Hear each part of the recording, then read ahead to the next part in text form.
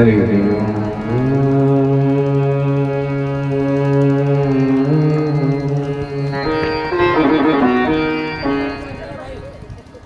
श्री परमात्मने नमः।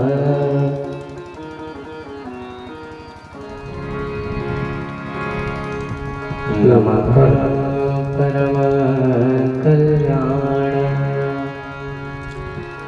नमः परम मंगलम्, वासुदेवाय शान्ताय यदूनां पतये नमः।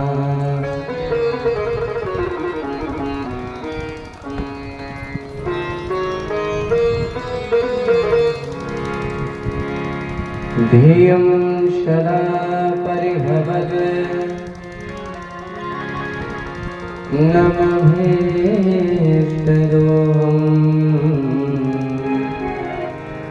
तीर्थास्पदं शिवविरञ्चिनुतं शरण्यम्। धृत्यार्तिहं प्रणत पादभवादिपोतम्,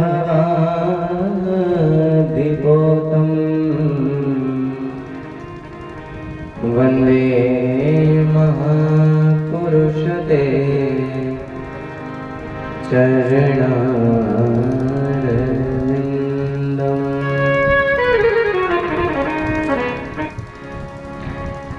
गौराङ्गं लक्ष्मयं नित्यं रसाचार्यं रसोत्सुकम्, श्रीरामहर्षणदेवाख्यं सर्वगुरुं प्रणमाम्यहम्।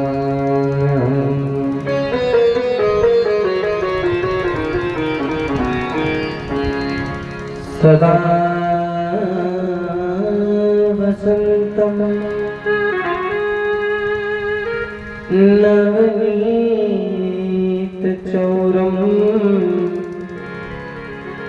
गोपाङ्गनानां दुकूलचौरम्,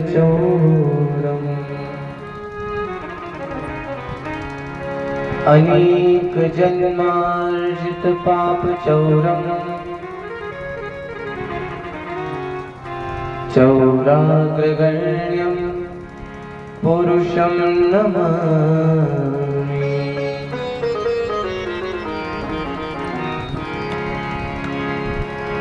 गङ्गातरङ्गरमणीयजटा कलापम्,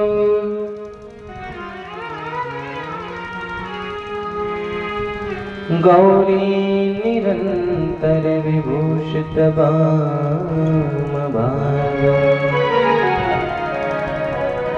नारायण प्रियमनङ्गमदापारम्,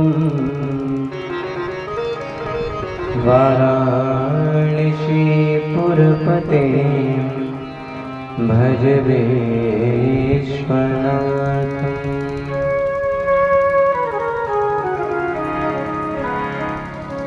मेरी भवबाधा हरो श्री राधानगर सोय, जातन की झाई परे शारित टूटी होय।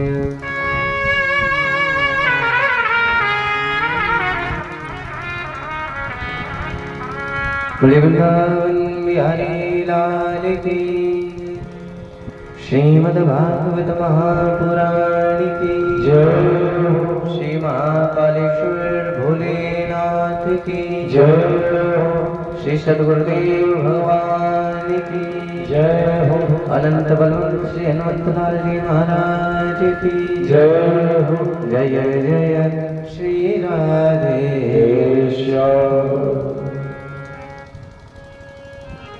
परम मंगलमय भगवत स्वरूप श्रीमद् भागवत महापुराण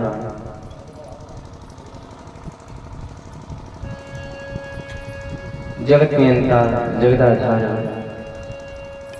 नंद नंदन भगवान बाल मुकुंद के चरणों में कोट सा वंदन।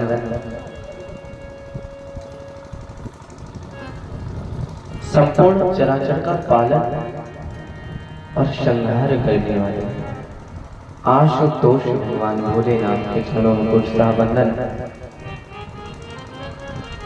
अंधकार से ज्ञान की ओर पहुंचाने वाले दास पर वरद हस्त रखने वाले पूज्य संत गुरुदेव भगवान के चरणों में कोटि सा वंदन। समुपस्थित श्रोता समुदाय एवं ध्वनि विस्तारक यंत्र के माध्यम से जहां तक इस ध्वनि की आवाज जा रही है, सभी श्री राम में सब तक जाने कर्म प्रणाम जो रूपानी सभी को सीताराम, सभी को राधे श्याम।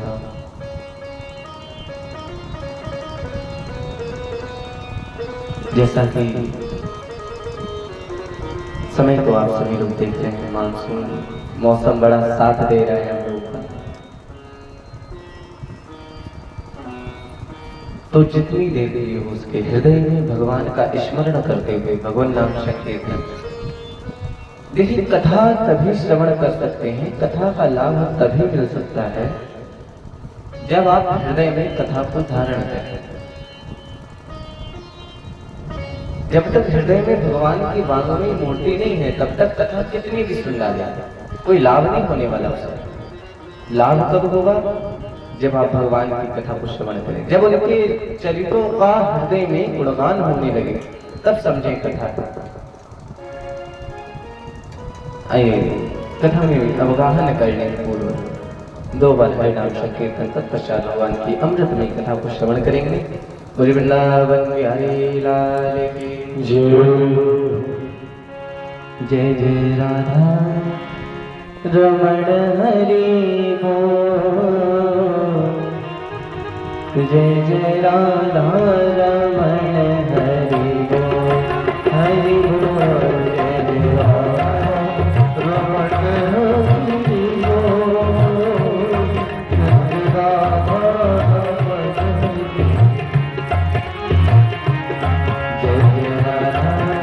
रमण हरि बोल, जय राधा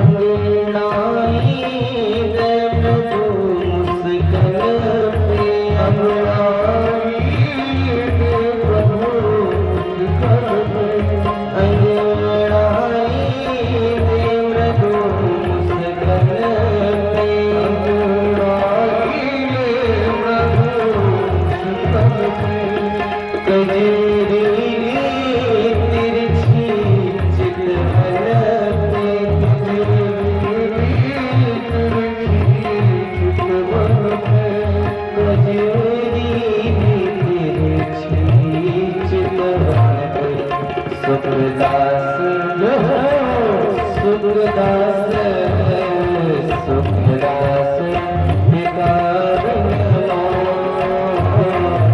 जय राधा रमन हरि बोल हरि बोल जय राधा हरि बोल जय राधा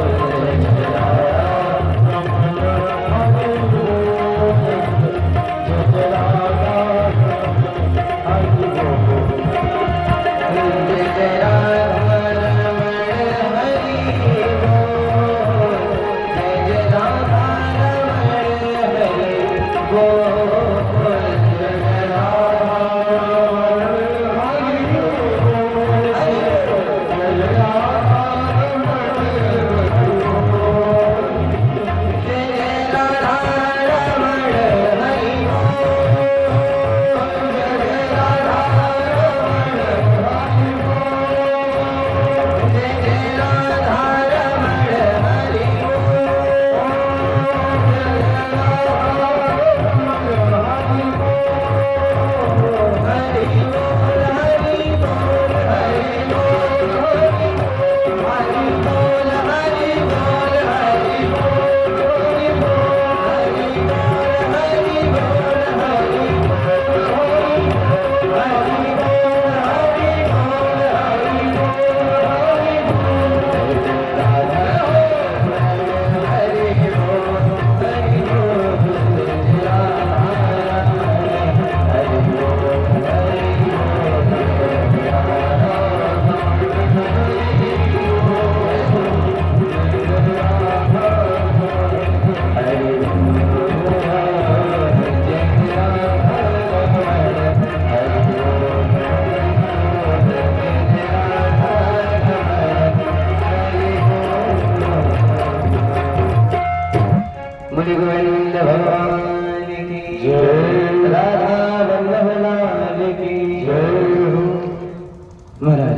कथा में आप सभी ने श्रवण किया था।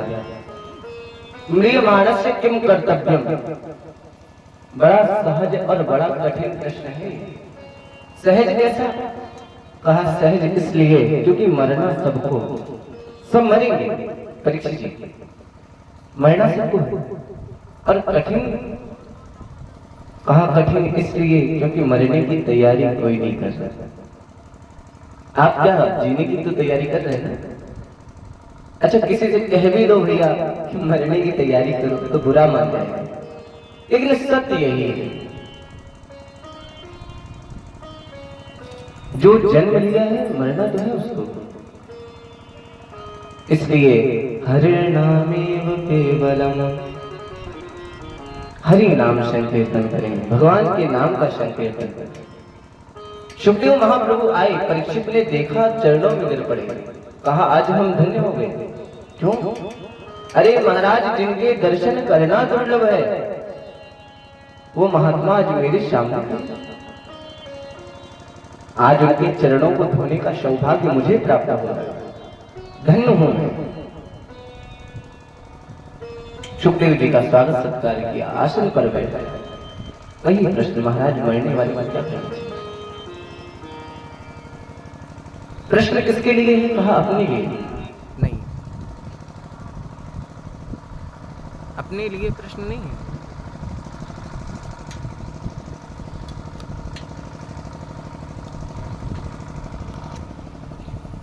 बताया प्रश्न अपने लिए नहीं किया तुमने, किसके लिए प्रश्न है? वरीयानीश के प्रश्न क्रतो लोक हितम ये केवल तुम्हारे लिए प्रश्न नहीं, सिर्फ तुम्हारा प्रश्न नहीं, प्रश्न सबके लिए। वही आदेश के प्रश्न। अच्छा महाराज, ऐसा क्यों? कहा आत्मविद सम्मताम प्रश्न। ये जो प्रश्न है ये आत्मविद है, सम्मत प्रश्न है सबके लिए। इसलिए अब तुमने पूछा है तो मैं इसका उत्तर तुम्हें दूंगा। लेकिन जानते हैं परमहंस हैं, देखो परमहंसों की बात समझना में कोई सहज बात नहीं है। एक हमारे पूज्य संत जी थे, तो संत जी जब अपने गुरु जी के पास गए, तो क्योंकि मैं उनके साथ गया था, तो संत जी से पूछा गुरु जी ने कि अब तुम्हारी भक्ति कितने % हो गई? तो बताया महाराज 15% हो गई। और कोई साधारण संत नहीं, बड़ी तपस्वी संत थे। तो कथा सुना रहे थे, तो जब कथा विराम हुई तो महात्मा जी ने पूछा कि कितनी कथा समझी तुमने? सुन तो सब लेते, समझते कितनी समझी कथा? तो बोले महाराज ज्यादा नहीं, लेकिन 30% कथा समझ में आई। तो मैंने उनसे पूछा कि आप तो ज्ञानी हैं, कथा कहते हैं, तो आप 30% समझे? बोले तुम समझे नहीं। क्या नहीं समझे? कहा कि गुरु जी जो हैं वो साधारण भाषा में बड़ी गूढ़ बातें कहते हैं, और ऐसे हर कोई उसको समझ नहीं सकता। उसको समझने के लिए भी एक मन होकर, समाहित मन होकर के कथा सुननी पड़ती है। महाराज परीक्षित जानते हैं ये कोई साधारण महात्मा नहीं, इसलिए पूछा महाराज मरने वाले को क्या करना चाहिए? उन्होंने कहा बड़ा साधारण, बड़ा सरल उत्तर भी इसका बड़ा सरल है। क्या उत्तर है? कहा भगवान का नाम जप करो बस।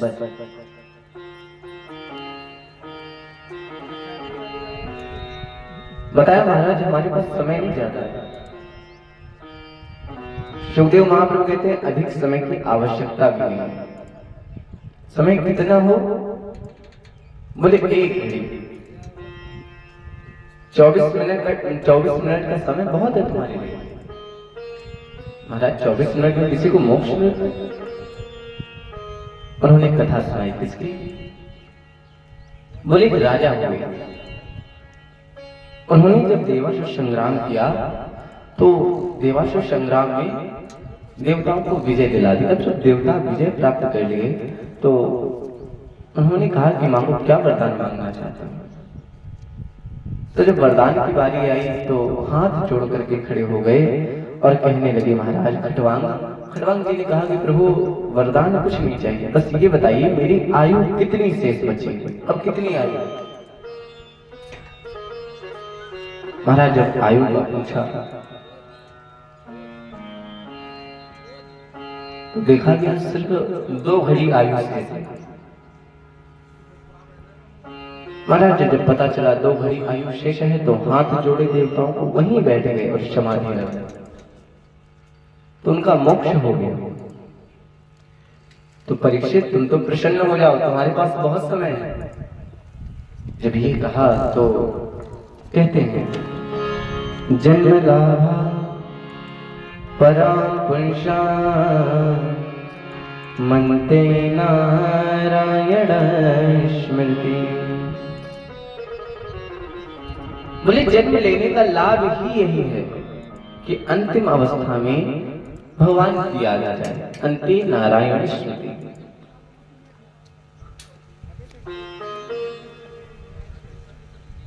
इसके पश्चात बताया कि देखो भगवान जो हैं वो कहीं होते नहीं हैं। यदि भक्त की भावना है कि भगवान सामने है, भगवान सब में है, अर्ध जगमय, लेकिन सबसे होते हुए भी सबसे रहित रहते हैं, सब रहित विरागी।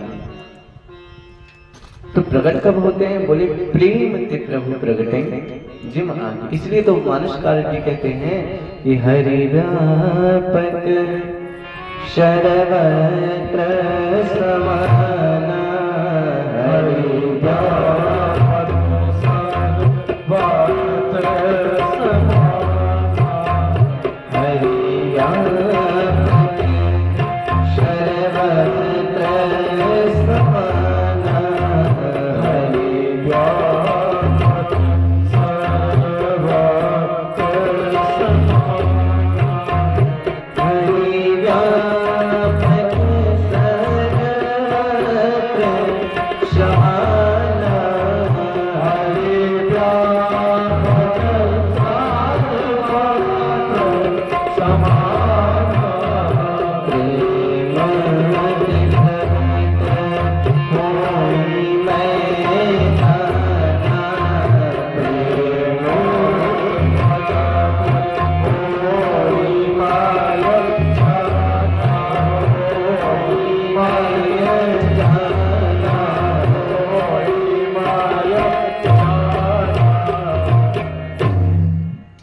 भगवान सर्वत्र है, कहीं ढूंढने की आवश्यकता नहीं, इसलिए जहां बैठो वहीं पर भगवान का स्मरण करो। महाराज जब ये बताया तो योग धारण की परंपरा बताई, कैसे योग धारण करना चाहिए। यम नियम संयम आसन प्राणायाम प्रत्याहार ध्यान धारणा और समाधि का उपदेश दिया। इसके बाद भगवान के स्थूल और सूक्ष्म रूप का वर्णन किया। जब भगवान स्थूल होते हैं तो कैसे होते हैं, कहा पग पाताल शीश अजधामा, इतने विशाल है। और जब सूक्ष्म रूप धारण करते हैं तो अणोर अणिया हदौरणीय, कहा जो अणु है अणु से भी छोटे हो जाते हैं, ऐसे हैं भगवान। इसके पश्चात विराट स्वरूप का वर्णन किया। विराट स्वरूप का वर्णन करके जब पूछा कि भगवान वैकुंठ धाम कैसे देते हैं, मोह हो जाता है तो भगवान कैसे निकालते हैं, तब बताया एक बार ब्रह्मा जी को भी मोह हो गया। ब्रह्मा जी को तो छोड़ो, मेरे पिताजी को मोह हो गया। कब? बोले जब मैं संसार त्याग के वन की ओर भाग रहा था तब पिताजी को मोह हो गया।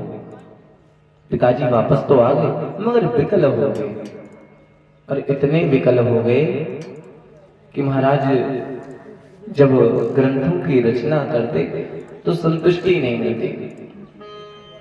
भगवान की कृपा से नारद जी का समागमन हुआ।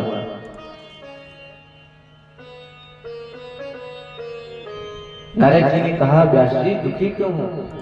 बताया मैंने इतने पुराण लिखे लेकिन संतुष्टि नहीं मिल रही। तो कैसे मिलेगी संतुष्टि? कहा संतुष्टि तब मिलेगी जब मेरे ऊपर भगवान की कृपा हो। कृपा कैसे होगी? नारद जी ने जब पढ़ा तो देखा सब में भगवान की कथाएं हैं, सब में भगवान का वर्णन, लेकिन कहीं भी भगवान के भक्तों की चर्चा नहीं है। हमारा जब भक्तों की चर्चा नहीं है तो नारद जी ने कहा कि व्यास जी आपने लिखा तो बहुत सुंदर